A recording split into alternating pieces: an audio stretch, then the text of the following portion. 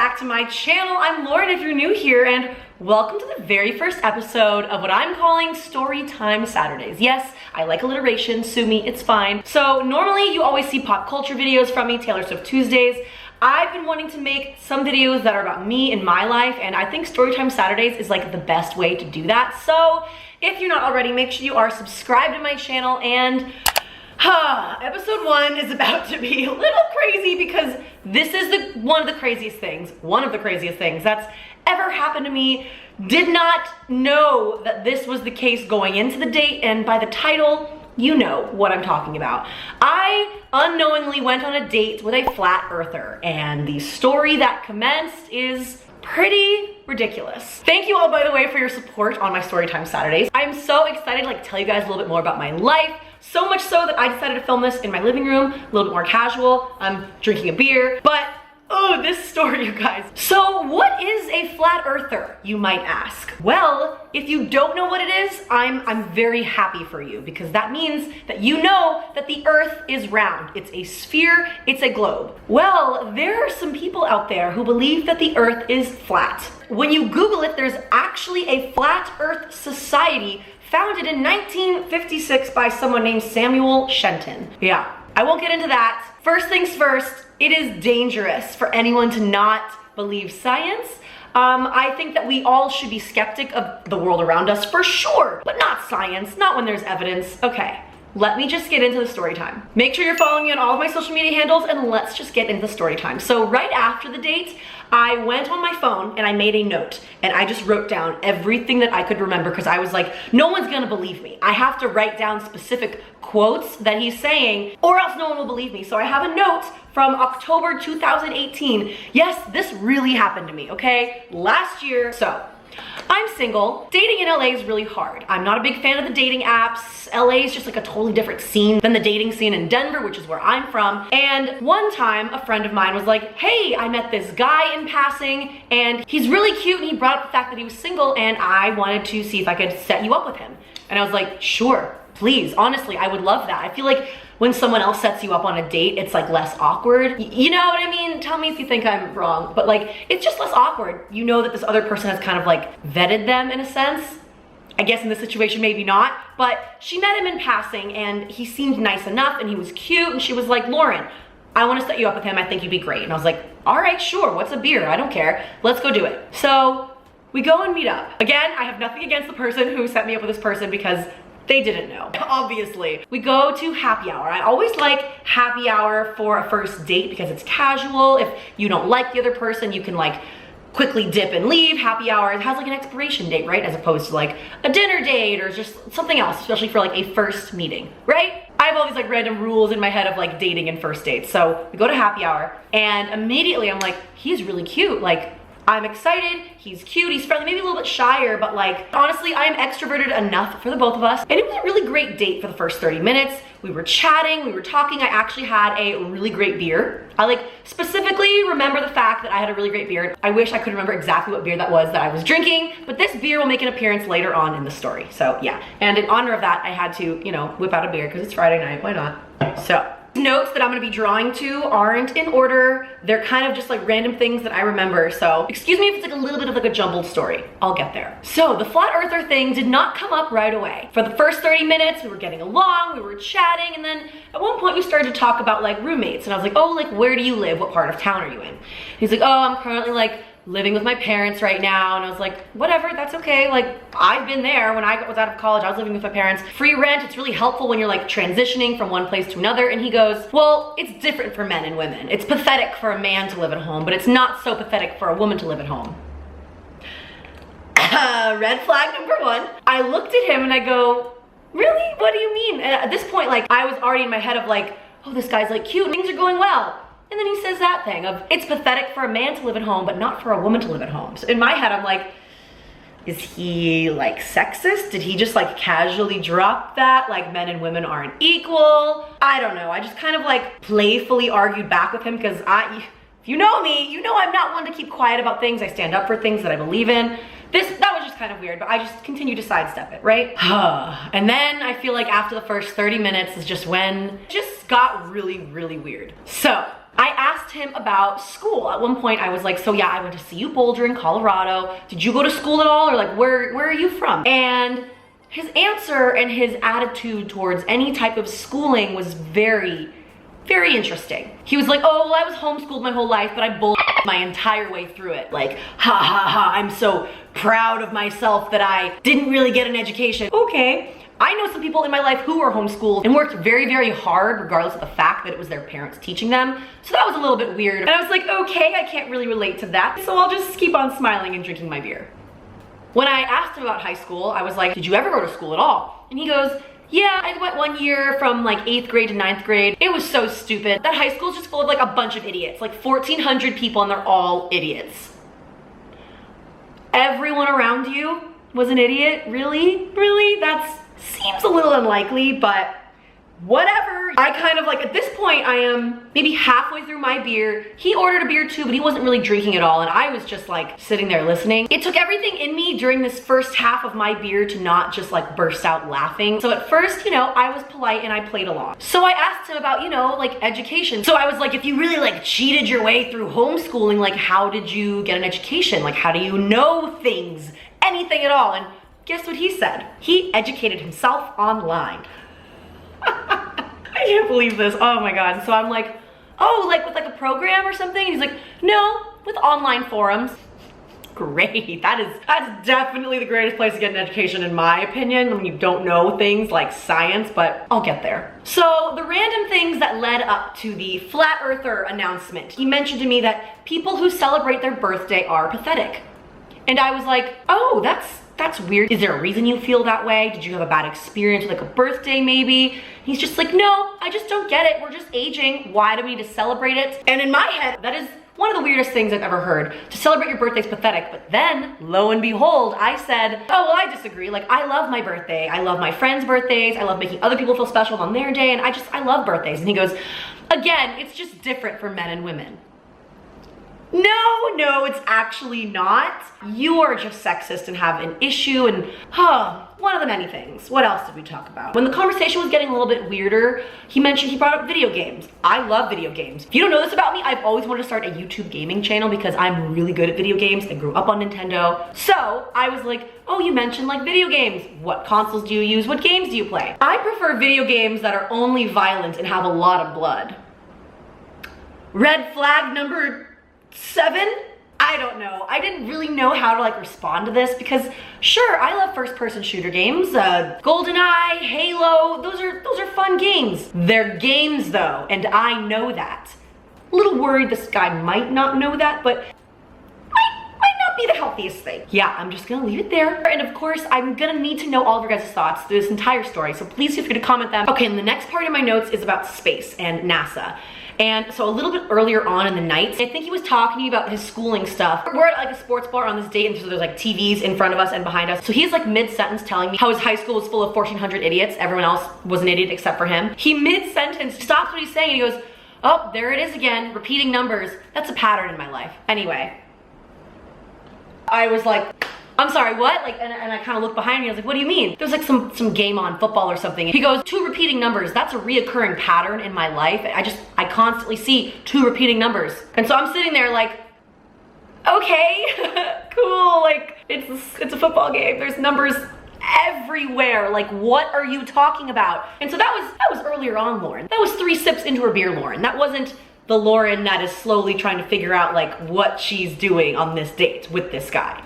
So, the topic of space comes up. I am so interested in space, in stars, comets, astronauts. Neil deGrasse Tyson is amazing, all of that stuff. So I can like talk your ear off about that stuff. And so when he casually brings up that, oh, well, space isn't real, the moon's an illusion. Even saying it is nuts. He thinks the moon is an illusion. And I was like, back up.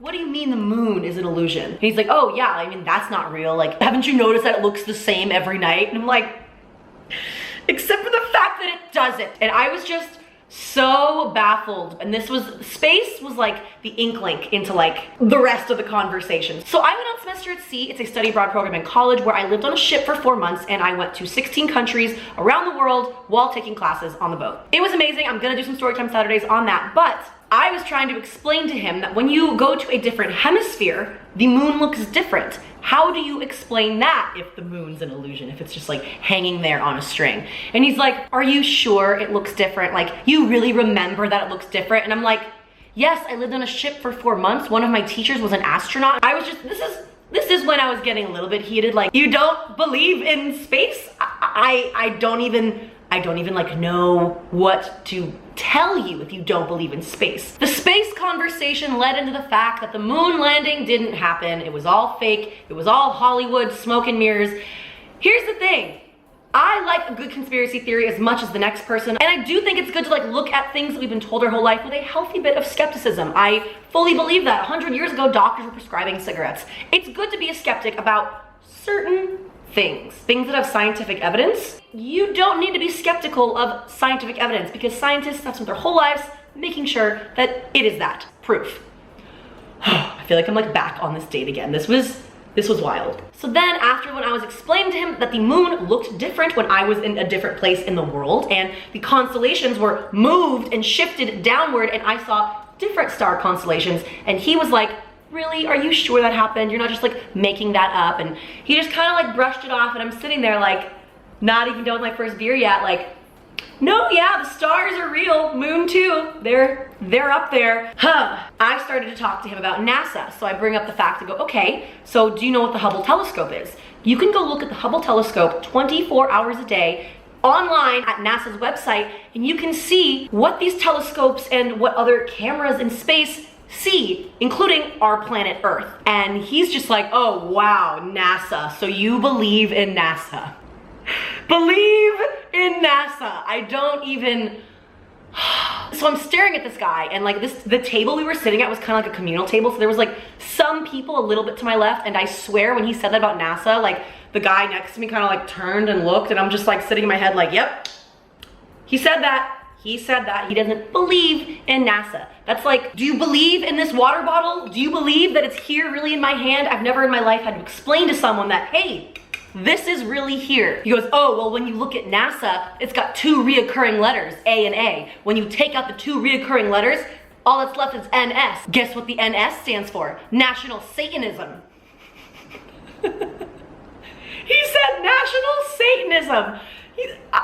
Talking about it is just like, I cannot believe I didn't burst out laughing. National Satanism is a new one. Very, very creative mind, this guy. I give him that. And so then I'm like, National Satanism, I can't say that I've ever heard of that. I was being very nice because at this point in my head, I'm like, what actually just happened to me? Because 10 minutes ago, I was having a great date. We were getting along with this cute guy, and now he's talking to me about how NASA isn't real. So then we start to talk about space a little bit more, and he says, oh, you really think that we're on a floating rock right now? I was like, absolutely, I believe, I know that we're on a floating rock right now called Earth. Imagine someone telling you that they don't believe that the sky is blue. Like, I don't know how to like sit there and explain to someone that something that is so apparent and real, and it was just a very challenging conversation. When he was talking about how he doesn't believe space isn't real, I was like, okay, what about like the Smithsonian? What about other museums around the world that have like actual rock, like moon rocks, dust particles and things from other planets on display? And he goes, oh, don't get me started on museums. Museums are all bull crap. You know that that's not real, right? You know that like the thing you go up and like you can touch, that's actually like a replica of what they actually say it is, and that the real rock that you say is there is like in some locked vault that only conveniently the museum staff can access. And I was like, well, that's to preserve the artifact. You obviously just can't have a bunch of tourists coming up and touching a moon rock that will ruin it over time for us to learn about it. And it was this crazy conversation. I was just trying to explain to him that museums are real. I don't know how to explain to someone that museums are real. Museums are real. Like, simmer with that thought. Museums aren't real. Soak it in. Feels crazy, right? Feels crazy. Oh, but wait, there's more. So then at this point, when I was talking about how he was like, you really think we're on a floating rock? And I was like, sure do. And then somehow the topic of gravity came up. He told me that he doesn't believe in gravity. Just doesn't believe in gravity at all. And I looked at him and I was like, You don't believe in gravity. Okay. So at this point in the date, we had ordered some food. I had finished my beer. He's sitting there with his full beer and his grilled cheese and his fries come. Mid-story, he stops what he's doing and he just picks up his sandwich and he just starts like eating it and like picking up fries, like being super gross about it, like licking the ends of his fingers, and I'm sitting there without food, without a beer, and it's, to my young viewers watching, there's a thing in the world called manners, especially if you're on a first date. You wanna make, you know, that good first impression. I don't know if he really cared about any of that. So he sat there and he just started chomping away at his meal, and I'm sitting there like trying to like look away from it because I'm feeling super awkward, like super uncomfortable at this point. So right before his food came, he started talking about the Illuminati. Yep, Illuminati's making an appearance in this story. I'm sitting there, I'm just like, this is lovely. I'm gonna run to the bathroom. So then I go to the bathroom, I run into my server on the way, and I'm like, hey, is my food on its way, or what's the deal? And she was like, oh my God, I'm so sorry, I forgot to put your food order in.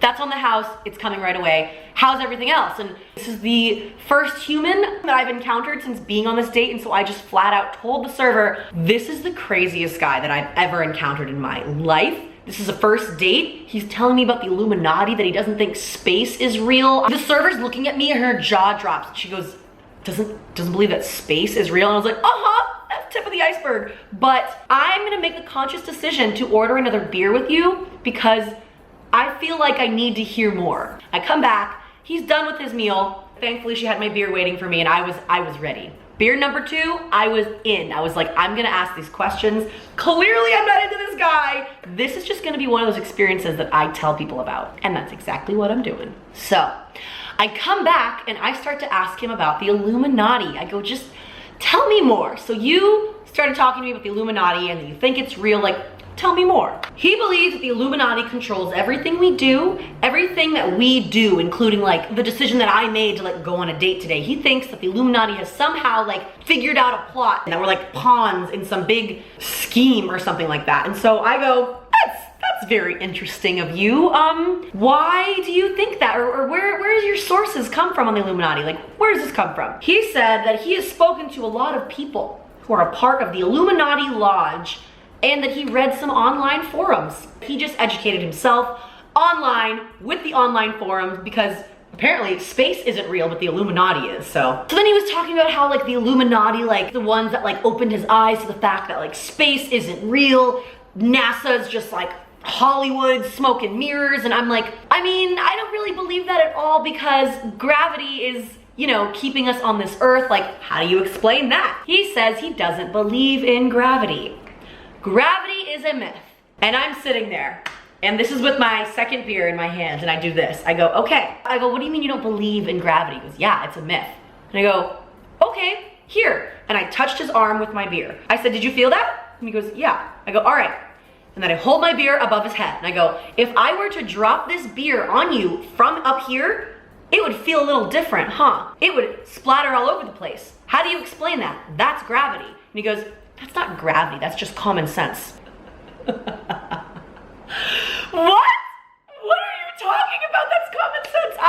Oh my God, it was, I just like wish I had some type of like secret hidden camera because the amount of seriousness in his face was just like looking at me. He believed this. Like it was, so then on the topic of gravity is when I said, well, gravity is what's keeping us on this earth, keeping us from falling off and going to this space that you don't believe in. And he goes, well, no, the earth is flat, so that's why gravity like is just a total myth. And I'm like, okay, you're a flat earther. Is that what you are? And he's just like, well, yeah, I mean like, so who told you that the earth is not flat? And I was like, scientists, books, every person on the planet. It's very dangerous to be this uninformed. I like I said, conspiracy theories are cool. Be a skeptic of certain things. The earth is round, people. The earth is round. I was so curious about this. I've never in my life encountered a flat earther. And it's just funny because this whole conversation had led up to this. And I was just like, oh, okay. So like, you really believe this stuff? Like, you really believe that this is a real thing? So then I was like asking a little bit about that. I was like, okay, tell me more. Like, why do you think that the earth is flat? If you were to like dig straight through, what do you think would happen? And then he goes, oh, well, like, the ground is just like full of ones and zeros. Like, I believe we're in a simulation, like something closer to the Matrix. I need another beer for this. Oh, it's just too much. He thinks we're in the Matrix. He thinks we're in a simulation. I've heard the simulation theory. Elon Musk has talked about it before, but this, he thinks that if you take a shovel into the ground, that it's ones and zeros. It doesn't even like make sense when I can't. So this guy was just sitting there trying to convince me that science isn't a real thing. That's upsetting. That's upsetting to hear that someone believes that science isn't real. Oh my God, I'm just nervous for someone out there in the comments to be like, well, I'm a flat earther too, and I just need to, if you are, go to school, go study something. The earth is round. We know that, the earth is not flat. And there's a lot of people out there who believe this. So at first, like when he started telling me these crazy things, I was just like, yeah, sure. I'll just drink my beer and listen because this is really weird and I'm uncomfortable. While I was on beer number 2, I just started flat out laughing at the things he was saying. When he said the thing about all of us being in a simulation, I was just like, wait, you think that we're in a simulation? You think that this isn't real? Like, do you think we're like sitting in some chairs like in Inception with like VR headsets? And he's like, maybe something like that. Like, we don't know. I'm like, well, except the fact that we do know, but sure, keep going. This is great. It was at this point when I started to like talk back and like laugh with him. No, it was at him. It was at him. When I started to kind of like laugh of just like how incredulous that this, is that a word? I think it is. Incredulous that he was saying these things to me. And he was just like, I know, I actually get that response a lot, but like, I know that it's true. I kept saying like, no, I mean, this is just an interesting perspective. I've just never heard this perspective on life before. So I don't mean to laugh. I'm just very curious where you got these sources. And he just would always say, well, online, like when I play video games and when I go online and educate myself, he learned about all this there. So that's super. So then at a certain point, I just was like, oh God, so like, what's your family life like? Like, where did you come from, buddy? Do you have any siblings? And he goes, yeah. And then he starts telling me this story. I have written down in my notes called the little brother story. I specifically remember this. He said something along the lines of like, yeah, I have a sister and a brother. Me and my sister don't really talk. And I go, okay, so what about your brother? He told me that he's estranged from his brother because they got into a fight over video games. Not over video games specifically, but that when they were playing video games together one day, he was chewing gum and his brother was like, you are chewing so loud and obnoxiously, like I'm gonna get up here and like walk out and like leave the game. So he, of course, defiantly chewed the gum super loudly, smacked his lips, and then his brother walked out of his room and then left, and then he said that's the last time that they had spoken in like 3 years.